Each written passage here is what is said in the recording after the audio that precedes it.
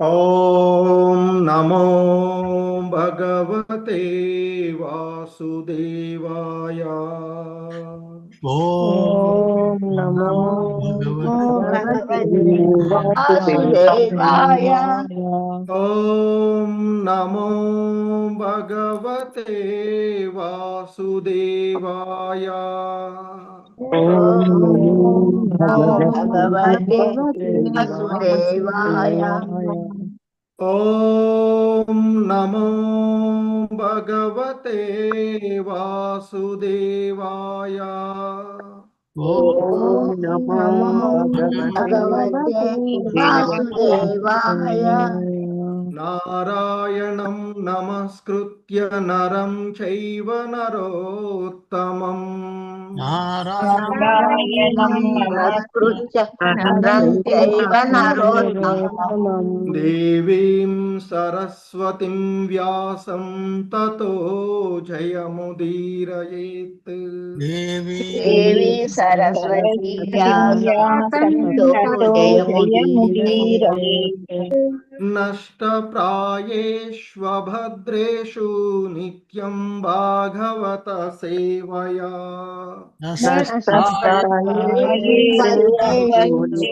భాగవత సేవయా. భగవతి ఉత్తమ సేవే భక్తిర్భవతి నైష్టికీ. భగవతి ఉత్తమ సేవే భక్తిర్భవతి నైష్టికీ. హరే కృష్ణ.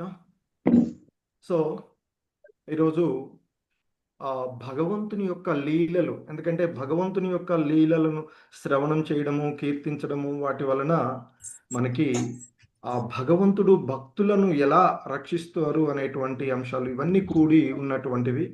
సో ఎందుకంటే సతతం కీర్తయంతో మామంటూ శ్రీకృష్ణ భగవానుల వారు భగవద్గీతలో చెప్పినాడు. సో ఆ క్రమంలో ఈరోజు ఒక మహోన్నతమైనటువంటి భక్తుడు, విశుద్ధ భక్తుడు అయినటువంటి గోవర్ధన గిరి గురించి చూద్దాము. హరే కృష్ణ. ఓం అజ్ఞానతిమిరాంధస్య జ్ఞానాంజనశలాకయా చక్షుర్మిలితం యేన తస్మై శ్రీ గురవే నమః. శ్రీచైతన్యమనోభీష్టం స్థాపితం యేన భూతలే స్వయం రూపః కదా మహ్యం దదాతి స్వపదాంతికం. వందేహం శ్రీగురు శ్రీయుతపదకమలం శ్రీగురూన్ వైష్ణవాంశ. శ్రీరూపం సాగ్రజాతం సహగణ రఘునాథాన్వితం తం సజీవం సాద్వైతం సావధూతం పరిజన సహితం కృష్ణ చైతన్యదేవం. శ్రీరాధాకృష్ణ పాదాన్ సహగణ లలిత శ్రీ విశాఖాన్వితాంశ. నమో ఓం విష్ణుపాదాయ కృష్ణప్రేష్టాయ భూతలే శ్రీమతే భక్తివేదాంత స్వామినితి నామినే. నమస్తే సారస్వతే దేవే గౌరవాణి ప్రచారిణే నిర్విశేష శూన్యవాది పాశ్చాత్యదేశతారిణి. జయ శ్రీకృష్ణ చైతన్య ప్రభు నిత్యానంద శ్రీ అద్వైత గదాధర శ్రీవాసాది గౌరభక్త వృంద. హరే కృష్ణ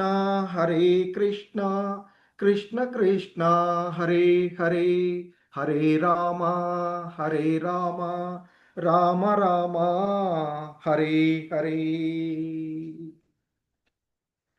హరే కృష్ణ. సో మనకి భగవద్గీతలో శ్రీకృష్ణ భగవానుల వారు ఒక శ్లోకం చెప్తారు. అర్జునుడితో చెప్తూ ఉన్నటువంటి క్రమంలో ఆయన చెప్తూ ఉంటుంటారు. ఎందుకంటే సమస్తానికి పరమగుహ్య జ్ఞానము అంటూ 9వ అధ్యాయంలో శ్రీకృష్ణ భగవానుల వారు చెప్పేటువంటి అంశాన్ని మనం చూసినట్లయితే ఇక్కడ ఆయన అంతకు పూర్వపు శ్లోకాల్లో చెప్తారు. స్వర్గలోకాలను కోరుకుంటూ వేద అధ్యయనం చేసి సోమరసం తాగేవారు కూడా పరోక్షంగా నన్నే ఆరాధిస్తూ ఉన్నారు. వారి యొక్క పాపాలు తొలగి పునీతులై వారు పుణ్య ఇంద్రలోకంలో జన్మించి ఆ దేవభోగాలను అనుభవిస్తూ ఉంటుంటారు అని చెప్తారు. ఆ విధంగా విస్తృతమైనటువంటి స్వర్గలోక భోగాలను అనుభవించిన తర్వాత వారి యొక్క పుణ్యాలు క్షీణించి నప్పుడు మరలా తిరిగి ఈ భూలోకానికే వస్తారు. సో ఆ విధంగా ఇంద్రియ భోగాలను కోరుకునేటువంటి వారు నిరంతరము ఈ జన్మ మృత్యు లలోనే ఉంటారు అంటూ చెప్పిన తదుపరి, ఎందుకంటే ఇక్కడ ఈ గోవర్ధన లీలలో అంతర్భాగంగా ఇమిడి ఉన్నటువంటిది ఒకటి అన్యదేవతా అర్చనము చేస్తే ఆ భగవంతుణ్ణి ఆరాధించినట్లుగా కాదు, కానీ ఆ భగవంతుణ్ణి ఆరాధిస్తే సర్వదేవతా అర్చనం జరిగినట్లే అవుతూ ఉంటుంది. సో కనుకనే మనకి సరైనటువంటి అవగాహన, అనుభూతులు లేక సరైనటువంటి మార్గదర్శకత్వం లేక సో మనం వివిధ రకాలైనటువంటి దేవతా అర్చన చేస్తుంది. అలా చెయ్యాలని కాదు, మనకు తెలిసినటువంటి దాంట్లో చేస్తూ ఉన్నటువంటిది. కానీ దీనికి శ్రీల ప్రభుపాదులు వారు చెప్తూ ఉంటుంటారు మనకి మన శరీర అవయవాలు, ఎందుకంటే ఇప్పటిదాకా భాగవతంలో మనం చూస్తూ ఉన్నటువంటి క్రమంలో ఆయన భగవంతుడే సర్వము అనేటువంటి విషయాన్ని మనకి ఇంతకుముందు దక్ష యజ్ఞము అనేటువంటి శ్రీమద్ భాగవతంలో ఆ అధ్యాయంలో సర్వము ఆ భగవంతుడే, సర్వము ఆయన ద్వారానే ఉద్భవిస్తూ ఉన్నటువంటి, అంటే ఈ భౌతిక జగత్తులో చర అచరాలైన జీవమున్నవైనా జీవం లేనటువంటివైనా ప్రతిదీ కూడా భగవంతుని యొక్క అంతర్భాగమే అనేటువంటి అంశాన్ని, దాంతోపాటుగా ఆ భగవంతుణ్ణి ఆరాధిస్తే సర్వాన్ని ఆరాధించినట్లు. ఎలాగైతే ఒక శరీరాన్ని పోషించుకోవడానికి కంటికి విడిగాను లేదా కన్నులు చూడడానికి మనకు ఉపయోగపడుతున్నాయి, లేదా చెవులు మంచిగా వినడానికి ఉపయోగపడుతున్నాయని, లేదా చేతుల ద్వారానే మనం పనులు చేస్తున్నాం కదా అని చెప్పేసి విడివిడిగా వాటికి మనము పోషణ ఇవ్వం.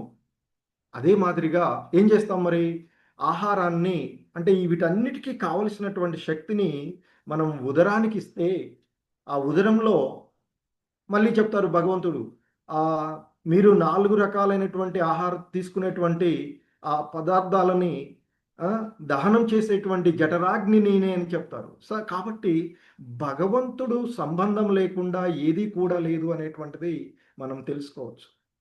ఆ క్రమంలోనే ఆయన అవతారాలు తీసుకోవడం గురించి కూడా మనం చూస్తాము. మరి శిష్ట రక్షణ కోసం వస్తాడు, భక్తులను ఆనందింప చేయడానికి. ముఖ్యంగా ఆయన వచ్చేటువంటిది భక్తులను ఆనందింప చేసేటువంటి క్రమం. ఆ క్రమంలోనే ఇక్కడ ఒకటి అప్పుడప్పుడు ఏమవుతుంది, ఈ భక్తులైనటువంటి వారు కూడా కొంచెం గర్వం పెరిగిపోతూ ఉంటుంది. అలాగే ఆ క్రమంలోనే ఇంద్రుడి యొక్క గర్వాన్ని అణచడానికి గురించినటువంటి సందర్భాన్ని కూడా ఈ లీలగా తీసుకుంటాము. ఇంద్రుడికి కొంచెం గర్వం పెరిగిపోయింది, ఆ గర్వాన్ని అణచడం అదే చూసాము ఆ భక్తి విధానంలో. ఆయన ఆ విధంగా 7 రోజులు వారందరినీ కాపాడిన తర్వాత ఇంద్రుడికి తెలుస్తుంది దేవాది దేవుడే ఆయన కృష్ణుడు అని చెప్పేసి వచ్చి. సో అందుకే మరి అటువంటి విశుద్ధ భక్తులు, ఎంతోమంది భక్తులను, విశుద్ధ భక్తులను మనము చూస్తూ ఉంటుంటాం. ఎందుకంటే భగవంతుడు చెప్తాడు, అనన్య చింతయంతో మాం ఏ జనా పర్యుపాసతే తేషాం నిత్యాభియుక్తానాం యోగక్షేమం వహామ్యహం అంటూ భగవద్గీతలో చెప్పినటువంటి అనన్య, ఇతర లక్షణం అంటే లక్ష్యాలు ఏవీ లేకుండా. ఎందుకంటే ఇక్కడ మరి ఆ గోవర్ధన పర్వతం లీలలో ఇంద్రయజ్ఞం ఎందుకు చేస్తున్నారు అంటే, ఇంద్రుడు మనకి ఇవన్నీ ఇస్తున్నాడు కాబట్టి ఆయనకు ఆ ఫలాలను మనం ఆశిస్తూ ఇంద్రుడు వర్షాలు ఇస్తే మనకి ఫలితాలు వస్తాయి అనే భావనతో చేస్తూ ఉన్నాము అని చెప్పడం. కాబట్టి దానికి కూడా ఇక్కడ ఈ గోవర్ధన లీలలో ఎటువంటి లక్ష్యం లేకుండానే భగవంతుణ్ణి ఆరాధించాలి అనేటువంటి విషయం ఇక్కడ మనకి తెలియచేస్తూ ఉన్నటువంటి. అందుకే అందుకే రూపగోస్వాములు వారు చెప్తారు, అన్యాభిలాషిత శూన్యం అని. ఎటువంటి ఇతరమైనటువంటి అభిలాషలు లేకుండా ఆ భగవంతుని యొక్క సేవయే విశుద్ధ సేవ. సో అందుకే ఆయన చెప్తారు, ఓ అర్జున, నా దివ్య రూపమునే ధ్యానిస్తూ అనన్య భక్తితో సర్వదా నన్ను ఆరాధించే వారికి ఉమ్, లేనివి సమకూరుస్తాను. మరి వారికి అన్నిటినీ సమకూర్చి పెడతాను అని చెప్తూ ఉంటారు. వారికి ఉన్న వాటిని సంరక్షిస్తాను. అంటే ఆ భగవంతుల యొక్క భగవంతుడు తన భక్తుల యొక్క రక్షణ భారాన్ని ఆయనే చూస్తారు అనేటువంటి దానికి మనము ఎన్నో ఉదాహరణలు చూసినటువంటివి. ఉం? సో ఎందుకంటే అనన్యమైనటువంటి భక్తితో ఆ భగవంతుణ్ణి అర్చించినటువంటి వారికి ఆయన లేని దానిని సమకూర్చడము, ఉన్నదాంతో వారిని రక్షించుకోవడము. ఆ క్రమంలోనే ఇక్కడ గోవర్ధనుడు కూడా ఆయన యొక్క భక్తుడు, విశుద్ధ భక్తుడు. ఆ భక్తుణ్ణి అలాగే ఇక్కడ ఈ లీలలో అంతర్గతంగా ఉన్నటువంటి ఆ గోపికలు, గోపబాలురు వారందరూ కూడా ఆ భగవంతుని యొక్క ఆ, విశుద్ధమైనటువంటి భక్తులు. సో వారందరినీ ఆనందింప చేయడానికి జరిగినటువంటి లీలగానే మనము ఆ గోవర్ధన లీల మనం నిన్న అందరూ కూడా ఆ గోవర్ధన పూజను అన్ని ఆలయాల్లోకి వెళ్ళి, ఇస్కాన్ మందిరాల్లోకి వెళ్ళి అందరూ చాలా సంతోషంగా జరుపుకున్నటువంటి సందర్భం నిన్న. సో అయితే ఈ గోవర్ధన గిరి, ది గిరిరాజ్ అని పిలుస్తూ ఉంటుంటారు. అలాగే ఎప్పుడైతే గోవర్ధన లీల జరిగిందో ఆ తర్వాత ఆ పర్వతాన్ని అన్నకూట్ అని కూడా చెప్పటం అలా ఉన్నటువంటి, అలాగే ఇంకొక పేరు కూడా ఉంది అని చెప్తారు ఉన్నటువంటిది తాత అనేటువంటిది. అంటే చాలా మీనింగ్స్ ఉన్నాయి. సో ఆ క్రమంలో అన్నిటినీ సమకూర్చేటువంటి వాడుగా కూడా వస్తూ ఉంటుంది. ఎందుకంటే ఆ వ్రజవాసులకు గోవర్ధన పర్వతము అన్నిటినీ కూడా ఆ గోవులను మేపుకోవడానికి వారికి కావలసిన ఆహార పదార్థాలను, పండ్లను, తేనెలు, ఎందుకంటే అక్కడ ఉండేటువంటి వాతావరణంలో అవన్నీ కూడా ఇచ్చేటువంటిదిగా చెప్తూ ఉంటుంటారు. అటువంటి ఆ గోవర్ధనుడు గిరిరాజ్, గిరి అంటే పర్వతము, రాజ్ అంటే కింగ్. సో కాబట్టి అలాగే శ్రీకృష్ణ భగవానుడు తన యొక్క విభూతులలో చెప్తూ ఉంటుంటారు, మానవులలో నేను రాజుని అని. అలాగే పర్వతాలలో ఈ గోవర్ధనుడు గిరిరాజుగా అందుకే గిరిరాజు అని కూడా పిలుస్తూ ఉంటుంటారు. అటువంటి ఈ గిరిరాజు అక్కడ బృందావనానికి వచ్చినటువంటి ఒక లీల సందర్భము నుంచి చూసినట్లయితే ఈ గిరిరాజు పర్వతాలు మనం ఎలా అంటే ఈ సృష్టిలో ప్రతిదీ కూడా, అందుకే అది ఆధ్యాత్మిక ధామంలో జడత్వమైన అంటే ఏదైనా జీవం ఉన్నదైనా జీవం లేనైనా అన్ని విశుద్ధమైన చెప్తుంటుంటారు. సో ఇక్కడ ఈ పర్వతాలలో కూడా మనలాగే సంబంధాలు ఉన్నట్లుగా ఈ గిరిరాజ్ ద్రోణాచల పర్వతం యొక్క పుత్రుడిగా చెప్తుంటారు. ద్రోణాచల పర్వతం ఆ పర్వతం యొక్క కుమారుడు ఈయన ఎవరు, ఈ గిరిరాజ్. అయితే చాలా విశుద్ధమైనటువంటి భక్తుడు. ఆ భగవంతుని యొక్క లీలలకు, ఎందుకంటే భగవంతుడు అవతారం తీసుకునేటువంటి సందర్భాలలో ఆయన యొక్క నిత్య సహచరులు అందరూ కూడా ఎక్కడికి వస్తే అక్కడికి ఎలాగైతే మనకి ఒక గొప్ప వ్యక్తి వస్తూ ఉంటే ఆయనకు ముందు వాళ్ళకి సంబంధించిన వాళ్ళంతా వచ్చి అక్కడ ఏర్పాట్లన్నీ చూస్తూ ఉంటుంటారు కదా. సో కనుకనే ద్వాపర యుగంలో శ్రీకృష్ణ భగవానులు వచ్చినప్పుడు దేవతలందరూ కూడా రావడము, వివిధ రూపాల్లో రావడము అక్కడ ఉన్నటువంటి చూస్తాం. కానీ ఇది కొంచెం ముందుగా జరిగినటువంటి లీలగా చెప్తుంటారు. అంటే ముందు ఆ భగవంతుడి కోసం వచ్చినటువంటిది. ఇది దాదాపుగా అంటే సీనియర్ వైష్ణవుల ద్వారా విన్నటువంటి, ఇది సత్యయుగం నుండే ప్రారంభమైనటువంటి, అంటే ఉన్నటువంటి పర్వతంగా మనకు అక్కడ చెప్తూ ఉంటారు. అంటే ఎన్నో యుగాల్లో అందరూ భగవంతుడు వచ్చేస్తూ ఉండేది. అయితే ఈ గిరిరాజ్ అనేటువంటి అంతకుముందు యుగాల్లో మనకి కాశీ పుణ్యక్షేత్రంగా చెప్పబడేటువంటిది, మనకి ముక్తి ప్రదాయకంగా చెప్పబడేటువంటి అక్కడికి వెళ్తే అక్కడ కూడా కృష్ణ నామం, రాముడు నామాన్ని జపించడం ద్వారానే, శివుడు ఇవ్వడం ద్వారానే ముక్తి పొందుతారు అని చెప్పి. సో ఆ విధంగా ఆ లీల్లో కాశీలో ఉండేటువంటి ఆ పులస్త్య ముని, ఎందుకంటే కాశీ ఎంతో పవిత్రమైనటువంటి ప్రదేశము. అక్కడ ఉండేటువంటి ఆ పులస్త్యముని ఒకసారి ద్రోణాచల పర్వతం దగ్గరికి వెళ్ళి ఆయనతో కలిసి ఉన్నటువంటి సందర్భంలో ఆయన యొక్క కుమారుడైనటువంటి గిరిరాజుని చూస్తాడట. చూసి ఎంతో ముచ్చటపడి ఈ కాశీలో, ఎందుకంటే మనకి పర్వతాలు, బృందావనాలు ఇవన్నీ ఉంటే ఎంతో ఆహ్లాదకరంగా ఉంటుంది కదా వాతావరణం. అంత పవిత్రమైనటువంటి ప్రదేశంలో పర్వతాలు ఏవీ లేవు, అరణ్యాలు లేవు కదా. సో ఈ గిరిరాజుని అక్కడికి తీసుకెళ్తే బాగుంటుంది అని చెప్పేసి ద్రోణాచల పర్వతాన్ని అడుగుతాడట. కానీ మనకి ఇది ఎప్పుడో యుగం అంటున్నా కాబట్టి అప్పుడు ఉండేటువంటి బాంధవ్యాలు, కుటుంబ వ్యవస్థ, ఆప్యాయతలు చాలా అద్భుతంగా ఉండేటువంటివి కదా. ఎందుకంటే మనకి దశరథుడి విషయంలో, శ్రీరాముడి విషయంలో కూడా చూస్తాం. విశ్వామిత్రుడు శ్రీరాముణ్ణి, లక్ష్మణుణ్ణి అడవులకు పంపమంటే, అంటే రాక్షసుల బారి నుండి రక్షించడానికి పంపమంటే పంపడానికి ఒప్పుకోడు, చాలా ఇబ్బంది పడుతూ ఉంటుంటాడు కదా. అదే మాదిరిగా ఇక్కడ ద్రోణాచల పర్వతం కూడా ఫస్ట్ ఒప్పుకోడు.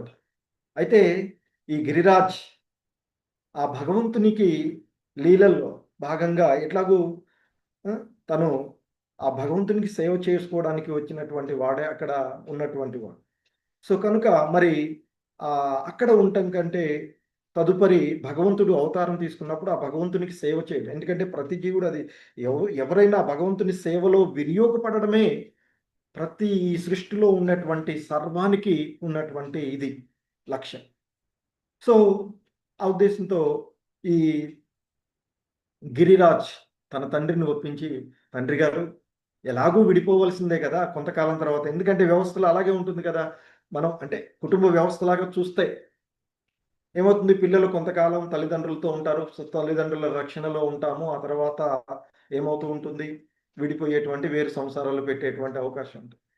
కాబట్టి నాన్నగారు నన్ను పంపండి, కాశీకి వెళ్తాను నేను, అంటే పులస్త్య మునితో వెళ్తాను, కాశీ అని అనకపోయినా పులస్త్య మునితో వెళ్తాను అని చెప్తారట. సరే అని ఆ ద్రోణాచల పర్వతాన్ని ఆయన్ని ఒప్పించేసి వస్తానండి నేనని పులస్త్య మునితో చెప్పి వెళ్తూ ఉంటే, వెళ్ళేటప్పుడు ఒక కండిషన్ చెప్తాడట ఈ గిరిరాజ్ పులస్త్య మునితో. మీరు నన్ను మోసుకొని తీసుకువెళ్ళండి, వస్తాను. ఎందుకంటే అచలం కదా ఇవన్నీ కూడా ఉండేవి. తీసుకెళ్ళండి, నేను వస్తాను మీతో. కానీ ఒక కండిషన్ అండి, మీరు నన్ను ఎక్కడ దించితే నేను అక్కడే ఉండిపోతాను, మీతో ఇక రాను. కాబట్టి మీరు ఇక్కడ నుండి నన్ను కాశీ వరకు కూడా తీసుకెళ్ళండి, ఎక్కడ దించొద్దు నన్ను అని చెప్తాడట.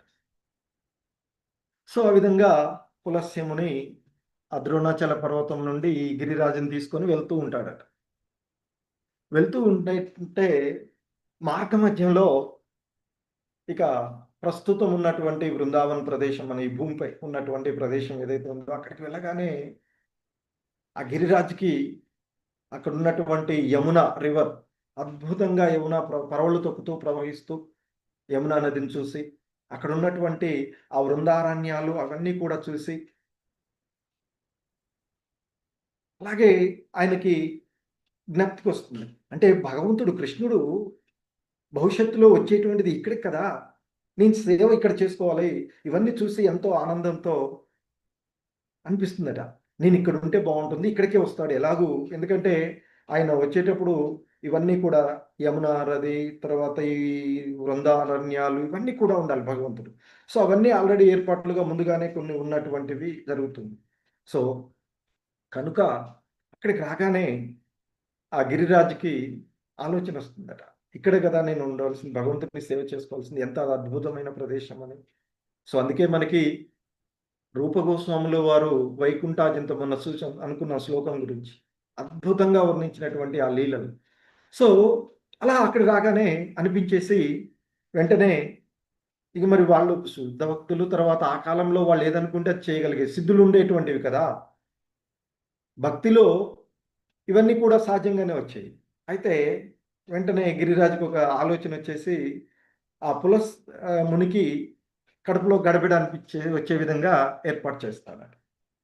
చేయగానే సాధారణంగా మనకి ఉదయం ఆ కాలకృత్యాలు తీర్చుకుంటేనే కదా ఎవరికైనా మంచిగా ప్రశాంతంగా ఉండగలిగేటువంటి, అలాగే ఉంటే మనం ప్రశాంతంగా ఉండలేము. సో ఈ పులస్త్యముని కూడా అలాగే చేసేసి ఆ యమునా తీరంలో అలా కాలకృత్యాలు తీర్చేసుకొని వచ్చి శుభ్రంగా తయారై వచ్చేసి మళ్ళీ గోవర్ధనగిరిని ఎత్తాలని ప్రయత్నం చేస్తాడట. ఎత్తితే కదలట్లేదు. ఏమాయ్, నేను కాశీకి తీసుకొస్తానని చెప్పి తీసుకొచ్చాను కదా, మరి నువ్వేంది లేవట్లేదు? ఇంతకుముందేమో లేసావు, సింపుల్గానే లేసావు కదా, ఇప్పుడేమో లేవట్లేదు ఏందా అని అన్నాడట. అంటే అప్పుడు మునిగారు, మీరు మన ఒప్పందం ఏంటి గుర్తు చేసుకోండి అంటాడు. కదా, నేను ఎక్కడ పెడితే అక్కడనే ఉంటాను, రానన్నారు కదా. అవును, మరి అందుకనే నేను ఇప్పుడు ఇక మీరు ఎంత ప్రయత్నించినా నేను లేసేటువంటి అవకాశమే లేదు మీకు. మన ఒప్పందం కూడా అదే కదా, నేను ఇక్కడే ఉండిపోతాను అని అంటే, ముని కదా, ఆయనకి పులస్త్య మునికి అనుమానం వస్తుంది. ఏంటి ఈయన వచ్చేటప్పుడు కండిషన్ పెట్టి నన్ను తీసుకెళ్ళండి అంటాడు, కానీ ఎవడైనా ఎటైనా పిల్లలు బయటికి వెళ్తుంటే తీసుకెళ్ళండి అంటే తీసుకెళ్ళడమే సంతోషం అనిపిస్తుంటుంది, కానీ కండిషన్స్ పెట్టడం ఏంటి, ఈయన నాకు కండిషన్స్ పెట్టాడు కదా అని ఆలోచించి చూస్తే, ఓహో, ఇది నువ్వు కావాలని చేసావు, నాకు కడుపులో సహజంగా గడబిడ కాలే, నీవు చేసినటువంటిది కనుక నువ్వు నన్ను మోసం చేశావు, కాబట్టి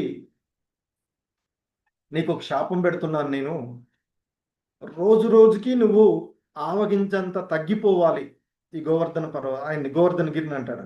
నువ్వు నన్ను మోసం చేశావు కాబట్టి రోజుకి ఒక ఆవగింజంతా తగ్గిపోతూ ఉంటావు, రోజు రోజు భూమిలోకి అంతర్ధానమైపోతూ ఉంటావు నువ్వు అని శాపం ఇస్తాడట. అప్పుడు గిరిరాజు ఆ సమయంలో అక్కడ ఉన్నప్పుడు, ఆయన ఆగినటువంటి సమయంలో 80 యోచనాల వెడల్పు, 80 యోచనాల ఎత్తు ఉండేది అని చెప్తారు ఆ పర్వతం. సో ఆ శాపం కూడా ఈయన ఒక భగవంతుని సేవగానే భావిస్తాడట.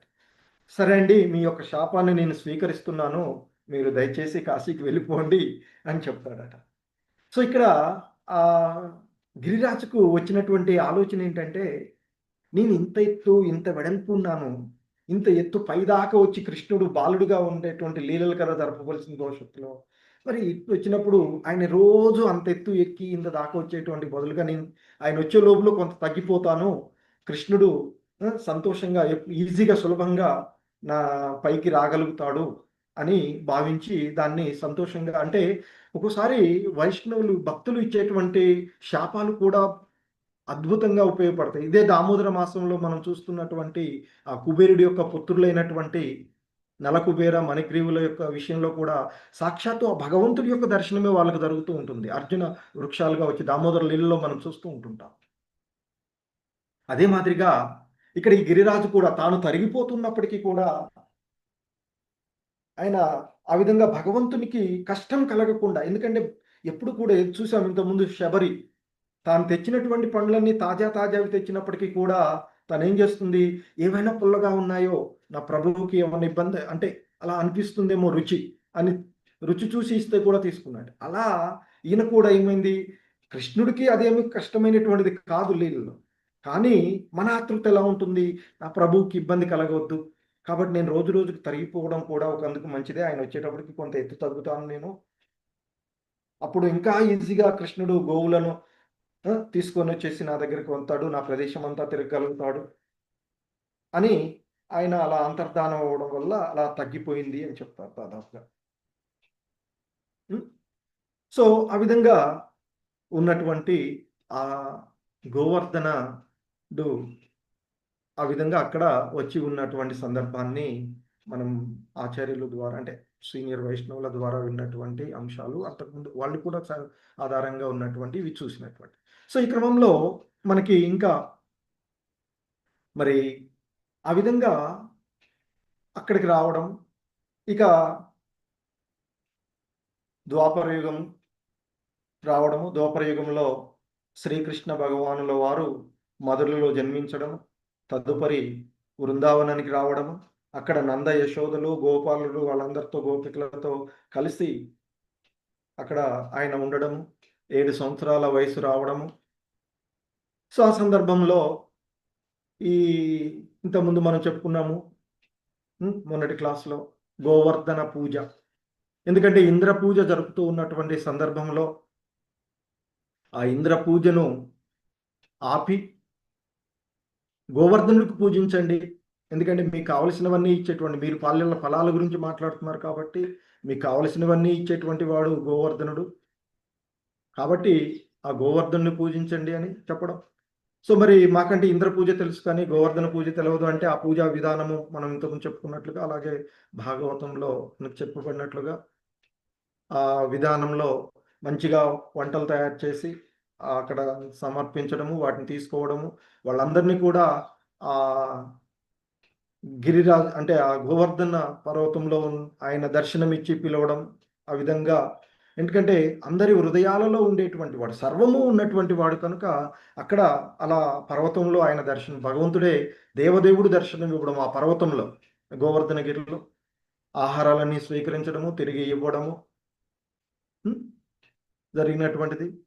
సో అలాగే లీలలో భాగంగా ఇంద్రుడి యొక్క గర్వం ఏంటి, కృష్ణుడు కూడా అక్కడ గోపాల్లో దేవదేవుడు అని తెలిసినప్పటికీ కూడా కృష్ణుడు కూడా నన్ను పూజించాలి, ఈయన నన్ను పూజించకుండా గోవర్ధన్ను పూజించి తనని అక్కడ చేసుకున్నాడు అనేటువంటి భావనతో ఆగ్రహం రావడము, తదుపరి కుంభకృష్టిగా వర్షాలు కురిపించడం, ఆ కురిపించినటువంటి దాని నుండి ఆ అక్కడ ఉన్నటువంటి వృందావన వ్రజవాసులందరినీ కాపాడడము, ఆ గోవర్ధన పర్వతంలో కిందకి తీసుకొని లీల అద్భుతమైనటువంటి లీలగా చూశాం.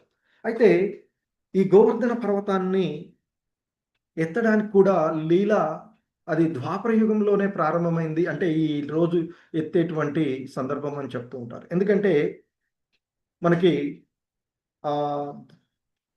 ద్వాపర యుగానికంటే ముందు త్రేతాయుగంలోనే ప్రారంభమైంది అని చెప్తారు. ఏంటంటే త్రేతాయుగంలో మనకి భగవంతుని యొక్క అవతారాలలో రామావతారం అద్భుతమైనటువంటి లీల ఆయన యొక్క అవతారం. సో దుష్ట శిక్షణార్థమై ఎలా మన జీవన విధానం ఉండాలి, మన కుటుంబ వ్యవస్థలు ఎలా ఉండాలి, ఒక ఆదర్శప్రాయమైనటువంటి భర్త కుమారుడు ఎలా ఉండాలి, అన్న ఎలా ఉండాలి, ప్రభువుగా ప్రజలను ఎలా పరిపాలించాలి, భర్తగా ఎలా ఉండాలి, మాట ఇస్తే ఎలా ఉండాలి, ఇవన్నీ కూడా అద్భుతమైనటువంటి లీలలు శ్రీరామ లీలలో చూస్తూ ఉంటుంటాం మనం. ఆ సందర్భంలోనే రావణ సంహారం కోసం వెళ్తూ ఉన్నటువంటి సందర్భంలో రామేశ్వరం, ప్రస్తుతం మనం రామేశ్వరం దగ్గర లంకకు వెళ్ళడానికి వారధి నిర్మిస్తూ ఉన్నటువంటి సందర్భంలో తెలిసిందే కదా, వారధి నిర్మాణానికి హనుమంతుడితో ఉన్నటువంటి ఆ వానరులంతా కూడా ఎంతో ప్రయత్నాలు, ఎన్నెన్నో చెట్లను చిన్న చిన్న గుట్టలను అన్నింటినీ తీసుకొచ్చి అందులో పడేస్తూ ఉంటుంటే హనుమంతుడు అటు తిరిగి ఇటు తిరిగి పర్వతాలను తీసుకొచ్చి అందులో పడేస్తుంటాడు కదా. తిరిగి తిరిగి చేసి చివరికి ఈ గిరిరాజుని చూస్తాడట. అరే రే, ఎంత పొరపాటు చేశాను నేను, ఇన్ని పర్వతాలు తీసుకెళ్ళానే, దానికి బదులుగా ఈ గిరిరాజుని తీసుకెళ్తే అసలు నాకు దాదాపు సరిపోయేది, అంత మ్యాక్సిమం సరిపోయేది కదా, నేను ఇంత పని చేశాను, ఇప్పటిదాకా ఎంతో కష్టపడి ఇవన్నీ చేశానని చెప్పేసి గిరిరాజు దగ్గరికి వచ్చేసి గిరిరాజుని ఎత్తడానికి ప్రయత్నం చేస్తాడు. కానీ గిరిరాజు ఎందుకు వచ్చాడో తెలుసు ఆయనకి, కానీ కదలడట ఈయనకి. హనుమంతుడు ఎంత ప్రయత్నం చేసినా కదలకుండా అలాగే ఉండిపోతాడట. పోతే హనుమంతుడు ఎందుకంటే తాను ఏం చేయాలనుకున్నా చేయగలిగేటువంటి మహా వైష్ణవుడు కదా, దాస్య భక్తికి పరాకాష్ఠగా ఉండేటువంటి ఆయన. హనుమంతుడు కోపం వస్తుందట. ఏంటి పర్వతం ఇంత పెద్దగా ఉందని నేను ఆశపడి రాముడు ఆ వారధిపై నుంచి నడిస్తే రాముడు పాదాలు పడి ఈయనకి అంటే ఇక కోపంతో అంటాడట, చిచి ఈ పర్వతానికి ఆ రాముడు పాదాలు తాకేటువంటి, రాముడు పాదాలను స్పృశించేటువంటి అవకాశం లేదు, అందుకే కదలటం లేదు ఇది అని అంటాడట, గునుగుతాడట. అయితే వెంటనే గిరిరాజుకి ఆ విషయం వినపడి అనుకుంటాడు, భగవంతుని యొక్క పాదాలకి తాకేటువంటి అవకాశం నాకు లభిస్తుంది అని. అప్పుడు వెంటనే హనుమంతుడితో అంటాడట, హనుమంతా నేను వస్తాను, తీసుకెళ్ళి నన్ను అంటే తీసుకెళ్ళడానికి ప్రయత్నం చేస్తాడట. ఇంతలోకినే భగవంతుని లీల కదా ఎలాగూ ఏంటంటే, మరి వాస్తవానికి గిరిరాజు చూడండి భక్తిలో ఎలా ఉంటామంటే, ఏ సర్వీస్ చేయడానికి వచ్చాడు, ద్వాపర యుగంలో శ్రీకృష్ణ భగవానులు వచ్చినప్పుడు ఆయన ఆ ప్రదేశంలో గోవులతోనూ గోపాలతోనూ గోపికలతోనూ ముఖ్యంగా రాధారాణితో అక్కడ లీలలు జరిపేటువంటి సందర్భం కోసం ఉన్నటువంటి వాడు, ఎదురు చూస్తున్నటువంటి వాడు అన్ని యుగాలు. అలాంటిది భగవంతుని పాదాలను తాకే అవకాశం వచ్చిందనగానే వెంటనే మర్చిపోయాడు ఆ సేవ. ఏ సేవకు కోసం వచ్చాడో అది మర్చిపోయాడు. అలాగే జరుగుతూ ఉంటుంది. అప్పుడప్పుడు మనం సేవలు చేస్తూ ఉన్నటువంటి దాంట్లో ఒక సేవ చేస్తుంటాము, ఇంకొకటి వచ్చి అవకాశం వచ్చి మంచిగా అనిపించినప్పుడు ఇది వదిలేసి అటుపోతాం, ఇది మర్చిపోతుంటుంటాం. ఇవి చాలా మందికి జరిగినటువంటి సందర్భాలే. అయితే గిరిరాజు పరిస్థితి కూడా అలాగే ఉందట. ఆ సందర్భంలో వెంటనే ఆకాశవాణిలో హనుమంత అక్కడ వారధి నిర్మాణం సరిపోయినాయి, అన్నీ అయిపోయింది, ఇంకా అవసరం లేదు, ఈ గిరిరాజుని తీసుకొస్తే అక్కడ ఎటు పట్టదు, ఇబ్బంది అవుతుంది అని చెప్పాడట.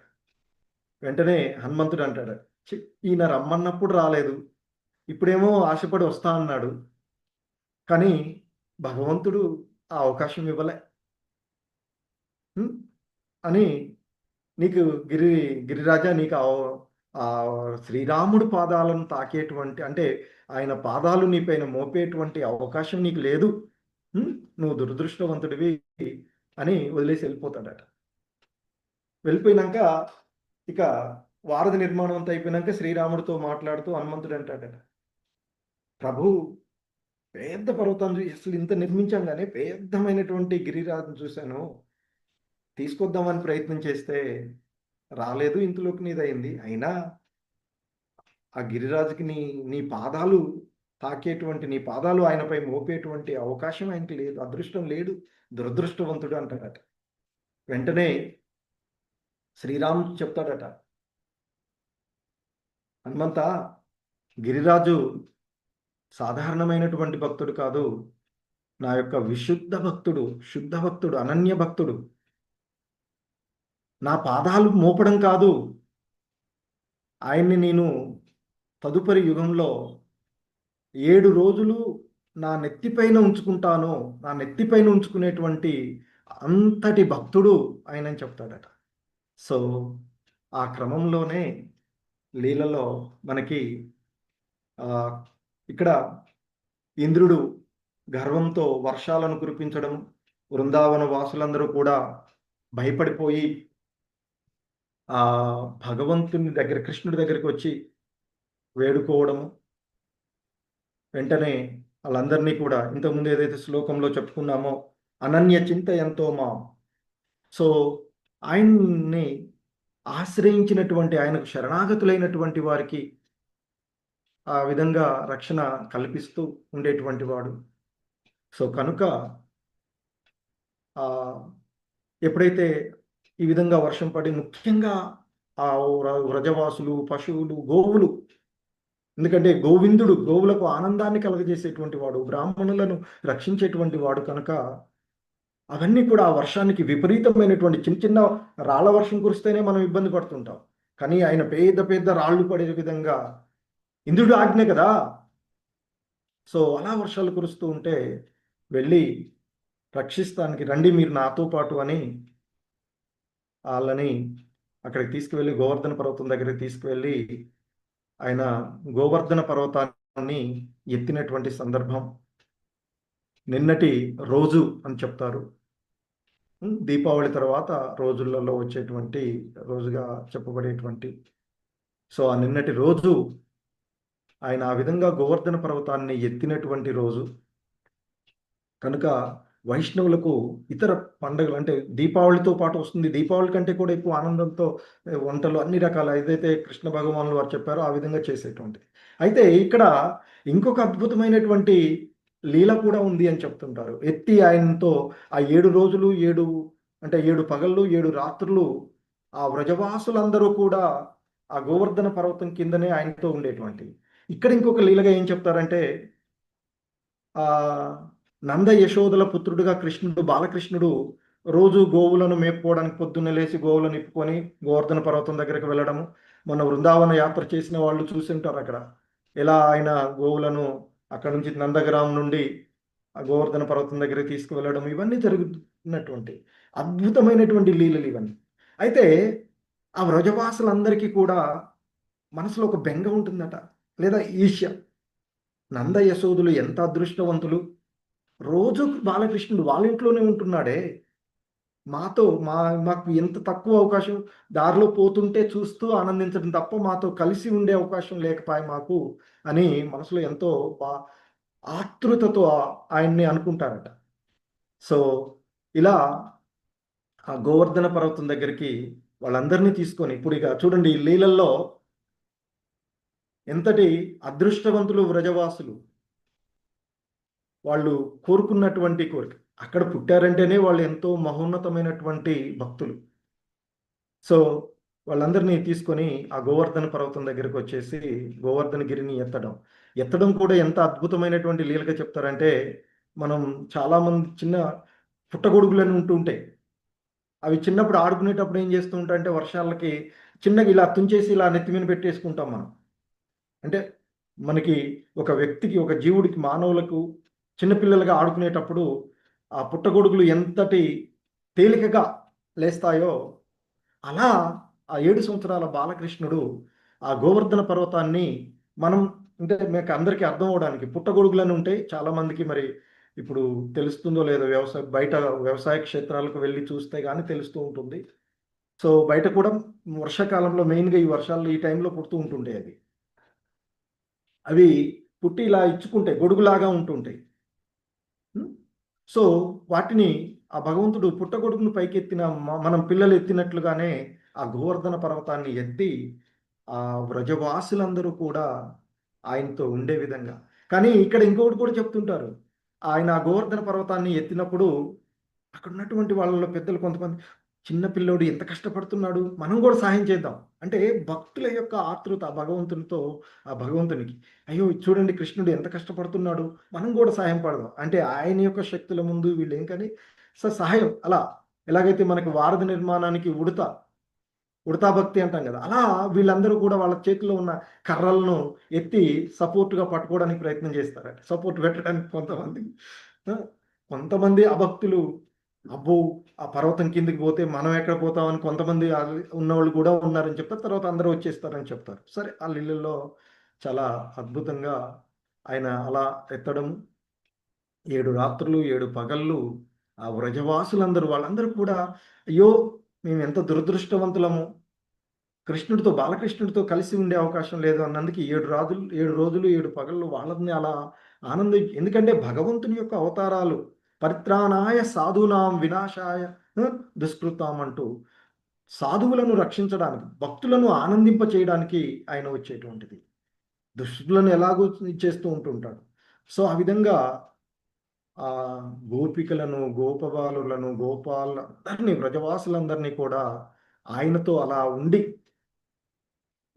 ఆనందింప చేసేటువంటి లీల అద్భుతమైనటువంటి. సో ఇదంతా జరగగానే ఇంతకుముందు చెప్పుకున్నట్లుగా ఇంద్రుడు కాలం గడిచిపోగానే తనలో ఉన్న గర్వం, మోహం తొలగిపోతుంది. భగవంతుని యొక్క ద్వారా వచ్చి ఆయనను వేడుకోవడము, ఇంతకుముందు చెప్పుకున్నాం పూజా విధానంలో, వేడుకుని తప్పును క్షమించమని. ఎందుకంటే శరణాగతులైనటువంటి వారిని ఆయన ఎప్పుడు కూడా మన్నిస్తారు. సో ఇంతకుముందు కూడా మనం చూసాం కదా, దక్షుడు వలన జరిగినటువంటి పొరపాలను శివుడు కానీ భక్తుడు వైష్ణవులు అనేటువంటి వాడు కానీ భగవంతుడు, ఎందుకంటే వైష్ణవులు భగవంతుని యొక్క విధానంలో ఉండేది. సో ఆ భగవంతుడు కృష్ణుడు ఇంద్రుడిని క్షమించడము, సో ఆయన తిరిగి మళ్ళా ఇంద్ర పదవులు అలాగే ఉంచేయడము. ఎందుకంటే దేవతలకు రాజుగా ఉండేటువంటి వాడు కదా, స్వర్గాధిపతిగా ఉండేటువంటి వాడు. సో అలా అద్భుతమైనటువంటి లీల మనకి గోవర్ధన పూజా విధానం, గోవర్ధనగిరి. సో ఈ సందర్భంలో ఇప్పటికీ కూడా గోవర్ధన పర్వతం దగ్గర అంతకుముందు భగవంతుడు ఎలాగైతే చెప్పినటువంటి విధానం పూజల్లో అందరూ మంచి వస్త్రధారణ జరిపి గోవులను మంచిగా అలంకరించుకొని ఆ గోవులతో కలిసి పరిక్రమం చేయడము, అలాగే ఆ రోజు చేసినటువంటి ఆ వంటలన్నింటినీ కూడా అందరికీ పంచిపెట్టడము, గోవులకు మేత చేయడము, సో మంచిగా పుష్టిగా వాటికి ఆహారం, అన్ని జీవులకు కూడా ఎంతో అద్భుతమైనటువంటి రైతులు జరుపుకునేటువంటి పండుగలాగా ఒక విధానంలో ఉమ్, ఒక- మనం ఒక రైతు ఏ విధమైనటువంటి సమాజంలో మనం అన్ని జీవుల ఎడ సమత్వ భావంతో జరుపుకునేటువంటి అద్భుతమైనటువంటి లీలగా మనం చెప్తూ ఉంటాం. సో ఆ విధంగా ఆ భగవంతుడు తన లీలలను జరుపుతూ ఉన్నటువంటి క్రమంలో ఆ ద్వాపర యుగంలో జరిగినటువంటి ఆ లీలను మనము ఈరోజు గోవర్ధన లీలగా చూసినటువంటిది. సో దీనిలో ఈ సందర్భంలో ఆ గోవర్ధనుడు లీల తర్వాత మనము అంటే గోవర్ధన పూజ జరుపుకునేటువంటి విధానంలోను అలాగే పురుషోత్తమ మాసంలో కూడా కృష్ణుణ్ణి ఒక శ్లోకంతో కీర్తిస్తూ ఉంటుంటారు. నేను ఆల్రెడీ మన గ్రూప్లలో పెట్టినటువంటిది. గోవర్ధనధరం వందే గోపాలం గోపరూపిణం గోకులోత్సవం ఈశనం గోవిందం గోపికా ప్రియం. గోవర్ధనధరం వందే.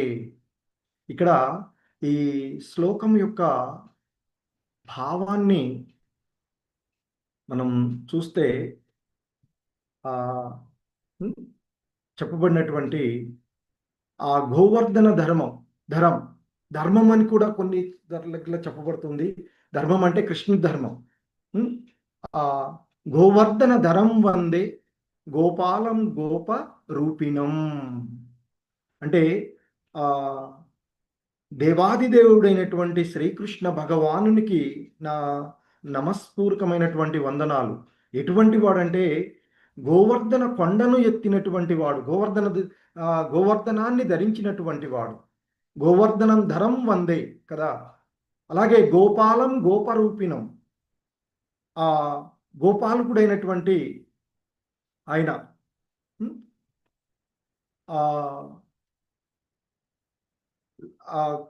కృష్ణుడు. ఎందుకంటే ఆ గోపబాలుడిగా రూపాన్ని స్వీకరించినటువంటి దేవాదిదేవుడు. ఎందుకంటే అతీంద్రియమైనటువంటి లీలలను ప్రదర్శించేటువంటి వాడు, ఆ గోవులను గోపబాలులను రక్షించేటువంటి వాడు అయినటువంటి ఆ గోపబాలుడు రూపాన్ని స్వీకరించినటువంటి. అలాగే ఇంకా ఏం చెప్తుంటాం మనము అక్కడ గోకులోత్సవం ఈశనం, ఆ గోకులంలో ఎంతో ఆనందాన్ని కలగజేసినటువంటి వాడు, గోకుల వాసులను ఎంతో ఆనందింపచేసినటువంటి వాడు. గోవిందం గోపికా ప్రియం, ఆ గోపికలకు ఎంతో ప్రియమైనటువంటి వాడు. ఎందుకంటే ప్రేమ భక్తికి మన భక్తి విధానాలలో అత్యున్నతమైనటువంటి భక్తి ప్రేమ భక్తి, ఆ పరాకాష్ఠమైనటువంటి భక్తి ఆ ప్రేమ భక్తి విధానానికి అత్యున్నతమైనటువంటి విధానం. సో అటువంటి గోవిందుడిని భజించేటువంటి శ్లోకంగా చెప్తూ ఉంటుంటారు ఇది. గోవర్ధన ధరం వందే గోపాలం గోపరూపిణం గోకులోత్సవం ఈశనం గోవిందం గోపికా ప్రియం అంటూ ఆయనని ఆ రోజు అంటే గోవర్ధన పూజ రోజు కీర్తిస్తాం భగవంతుడిని. అలాగే ఇది మనకి పురుషోత్తమ మాసంలో కూడా ఆ గోవిందుడిని ఆ విధంగానే ఆ మంత్రంతో కూడా కీర్తిస్తూ ఉంటుంటారు. హరే కృష్ణ. జగద్గురు శ్రీల ప్రభుపాద